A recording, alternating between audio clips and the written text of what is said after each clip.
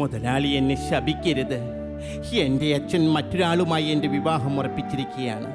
Sorry Azeez മുതലാളി, sorry. Sorry മോളെ, ഇതൊന്നും കേട്ട് ഞാൻ ഞെട്ടില്ല. കാരണം പരീക്കുട്ടി ഈസ് റീലോഡഡ്. ആട്ടെ, എന്താണ് അവന്റെ പേര്? പഴനി. ഓഹോ, പഴനി. അവന്റെ ചേട്ടൻ മധുരയെയും തിരുപ്പതിയെയും ഞാൻ അറിയും. നിനക്കവന് ഇഷ്ടമല്ലെന്ന് പറഞ്ഞുകൂടെ?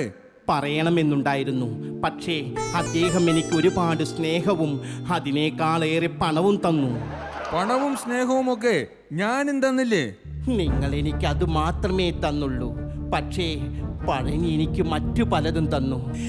എൻ്റെ വയറ്റിൽ നിന്റെ വയറ്റിൽ എൻ്റെ വയറ്റിൽ നിന്റെ വയറ്റിൽ എൻ്റെ വയറ്റിൽ ഒരു കുഞ്ഞു വളരുന്നുണ്ട് കൊച്ചു മുതലാളി.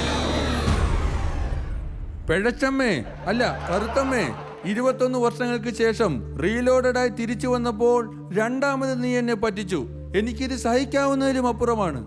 അയ്യോ, അങ്ങനെ പറയരുത് കൊച്ചു മുതലാളി. അങ്ങിപ്പോൾ പഴയ മനുഷ്യനല്ല, പരീക്കുട്ടി ഈസ് റീലോഡഡ്.